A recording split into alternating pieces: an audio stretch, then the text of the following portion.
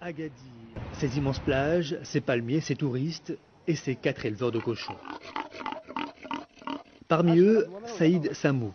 En 1988, la grippe aviaire a décimé ses poulets. Il s'est alors lancé dans le cochon avec un associé français. Le porc, une viande prohibée chez les musulmans. Saïd, lui, n'en mange pas. Mais dans le cochon, tout est bon, surtout quand ça rapporte. Son élevage de 250 têtes n'est donc qu'un début.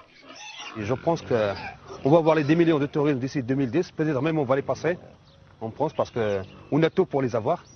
Puis nous, on pense à doubler, quoi. On pense doubler notre production. S'il y a des touristes, il faut bien qu'il y ait des cochons.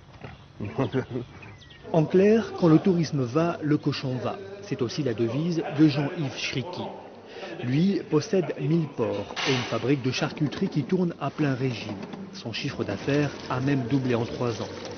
80% de sa production va vers les hôtels. Le reste est destiné aux supermarchés et aux particuliers, comme ce Chinois qui ne parle ni français ni arabe.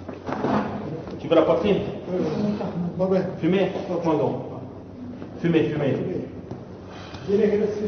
Jean-Yves appartient à la petite communauté juive d'Agadir. Or, comme l'islam, le judaïsme interdit de consommer du porc. Pas un problème pour ce trentenaire. Faire du cochon ou faire de l'autruche ou faire de la dinde et du poulet ou quelle que soit la forme d'élevage, c'est une affaire comme une autre. Il faut arrêter de dire un pays musulman, il n'y a pas de cochon, il n'y a pas de ça. Il y a tout au Maroc. De tout et presque partout, comme dans cet hôtel d'Agadir. Seule précaution, une pancarte en plusieurs langues pour ceux qui ne mangent pas de porc.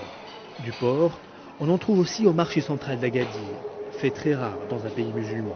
Ma femme tout à l'heure cherchait les charcuteries, elle m'a dit on n'en trouvera pas ici, parce qu'ici ça ne marche pas, ici on en trouve, alors comme on veut. La preuve c'est que là, on vient de commander de la chair à saucisse pour demain, et on aura de la chair à saucisse pour demain.